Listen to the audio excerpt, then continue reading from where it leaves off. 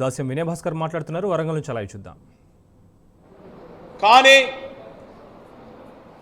తెలంగాణ సాధన కోసము త్యాగాల పునాది పైన స్థాపించినటువంటి పార్టీ బీఆర్ఎస్ పార్టీ. తెలంగాణ సాధించే క్రమంలో ఒక కఠోర దీక్షతోని గులాబీ శ్రేణులందరూ కూడా ఒకే ఒక లక్ష్యంతోని అహర్నిశలు అనేక కష్టాలకు ఓర్చి తెలంగాణ వచ్చుడో కేసీఆర్ సచ్చుడో అనే నినాదంతో ఆనాటి ఉద్యమ నేత కేసీఆర్ వెంట గులాబీ సైన్యం అంతా కూడా వారు ఇచ్చినటువంటి ఉద్యమ కార్యక్రమాలను పెద్ద ఎత్తున విజయవంతం చేసిన దాంట్లో పోరుగల్ లాంటి ఓరుగల్లు ప్రత్యేకించి హనుమకొండ వరంగల్ నియోజకవర్గంలో ఉన్నటువంటి గులాబీ సైన్యం వారి త్యాగాలను ఎన్నడూ కూడా తెలంగాణ ప్రజలు మరవరు. అందులో భాగంగా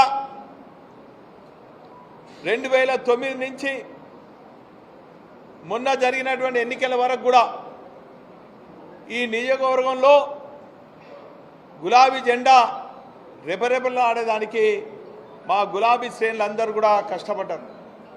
మొన్న జరిగినటువంటి ఎన్నికల్లో ఫలితాలు మేము ఉంచిన దానికి రాకున్నా కూడా ఒక తెలంగాణ తెచ్చిన పార్టీగా తెలంగాణ ప్రజల పక్షాన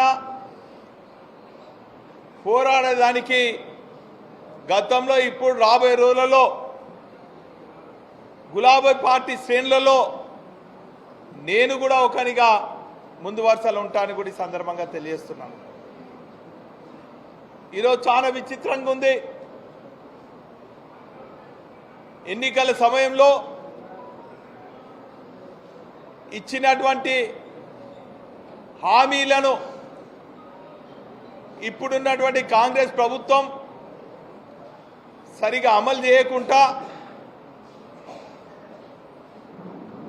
గత ప్రభుత్వం పైన అనేక నిందలు అనేక ఆరోపణలు ఇస్తూ ప్రజలను మభ్యపెట్టాలని చూస్తున్నారు.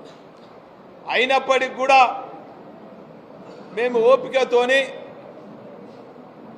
వారు ఇచ్చినటువంటి హామీలను ప్రజలకు నెరవేర్చాలని చెప్పి ఒక ప్రజాస్వామ్యబద్ధంగా మేము వారికి ఎప్పటికప్పుడు గుర్తు చేస్తున్నాం.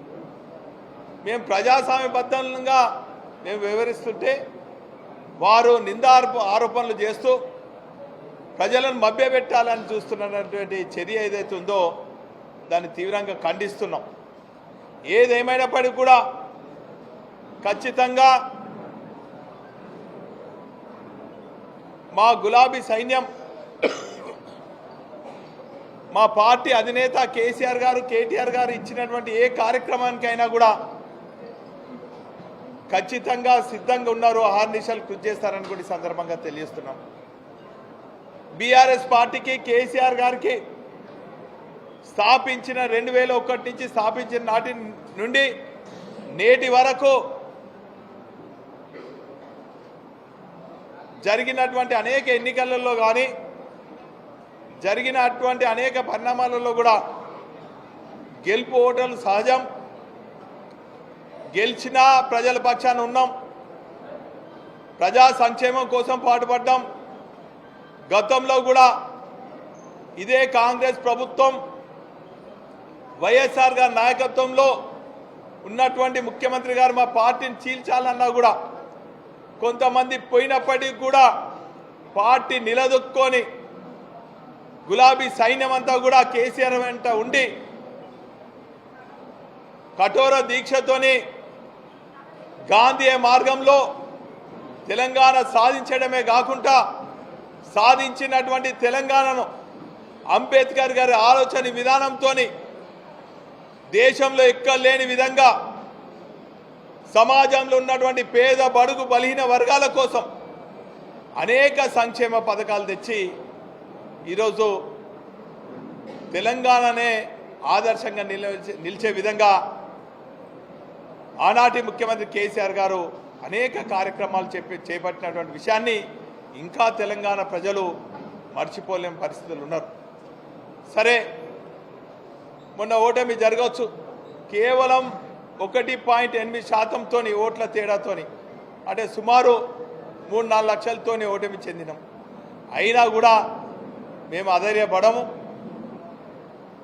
మరింత రెట్టింపు ఉత్సాహంతో పార్టీ కార్యక్రమాలను, పార్టీ పథకాలను, పార్టీ గతంలో చేసినటువంటి సంక్షేమ పథకాలు వివరిస్తూ రాబోయే రోజులలో ఏ ఎన్నికలు వచ్చినా కూడా మా పార్టీలందరూ కూడా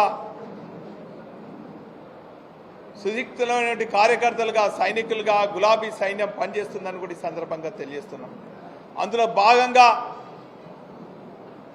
ఒక గులాబీ సైనికునిగా ప్రజల పక్షాన గతంలో కూడా కార్పొరేటర్గా ప్రజల పక్షాన పోరాడినా, నగర అధ్యక్షునిగా ప్రజల పక్షాన పోరాడినా, శాసనసభ్యునిగా 3 సార్లు ప్రజలు ఇచ్చినటువంటి అవకాశాన్ని, వారి నమ్మకాన్ని వమ్ము చేయకుండా తెలంగాణ రాష్ట్ర సాధన కోసం రాజీనామాలు చేసి ప్రజల పక్షాన ఉన్నా. 3 సార్లు 2 సార్లు అధికారంలో ఉండి ప్రజలకు కావలసిన మౌలిక సదుపాయాలతో పాటు ఈ నియోజకవర్గాన్ని అన్ని హంగులతోని, అన్ని రంగాలతోని పెద్ద ఎత్తున నిధులు తీసుకొచ్చి కొన్ని పూర్తయినాయి, కొన్ని ఇంకా పూర్తి కావాల్సినవి ఉన్నాయి. మరి ఈ సందర్భంగా ఏదో ప్రజాప్రతినిధి మారిందనో, లేదో ప్రభుత్వం మారిందనో ప్రజల పైన మాత్రం కక్ష సాధింపు చర్య చేపట్టొద్దని చెప్పి ప్రభుత్వం ఉన్నటువంటి ప్రజాప్రతినిధి కాంగ్రెస్ నాయకులకు విజ్ఞప్తి చేస్తున్నాం. ప్రజలకు ఇంకా మెరుగైనటువంటి అభివృద్ధి కార్యక్రమాలు చేయండి, ప్రజల మెప్పు పొందండి. కానీ కక్ష సాధింపు చర్యలు వద్దని కూడా ఈ సందర్భంగా పాత్రిక మిత్రుల ద్వారా నేను విజ్ఞప్తి చేస్తున్నా. ఈరోజు ఒక గులాబీ సైనికునిగా, బీఆర్ఎస్ పార్టీ జిల్లా అధ్యక్షునిగా ఖచ్చితంగా ప్రజా సంక్షేమం కోసం, ప్రజల అవసరాలు తీర్చేదానికి ఖచ్చితంగా ప్రజల పక్షాన నుండి పోరాడతామని కూడా ఈ సందర్భంగా తెలియజేస్తున్నాం. మరి ఈ నెల 10వ తారీఖున గౌరవ BRS party working president KT Rama Rao గారి సమక్షంలో తెలంగాణ భవన్లో వరంగల్ వెస్ట్ నియోజకవర్గం నుంచి 90 మందిని, డివిజన్కు 3 అక్కడ తీసుకెళ్ళి పార్లమెంట్ ఎన్నికల్లో పార్టీ చేపట్టవలసినటువంటి వ్యూహాల గురించి, ఆ కార్యక్రమాల గురించి వారిని తర్ఫీదు చేస్తామని కూడా ఈ సందర్భంగా తెలియజేసుకుంటూ,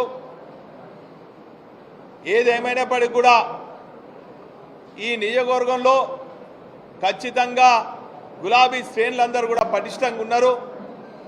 మరింత రెట్టింపు ఉత్సాహంతో ఇటు పార్టీ కార్యక్రమాలతో పాటు మరి ప్రభుత్వం చేపడుతున్నటువంటి సంక్షేమ పదాలు అర్హులైన వారికి అందే విధంగా ప్రజల పక్షాన పోరాడతారని కూడా ఈ సందర్భంగా తెలియజేసుకుంటూ అందరికీ హృదయపూర్వక నమస్కారాలు తెలియజేసుకుంటాం.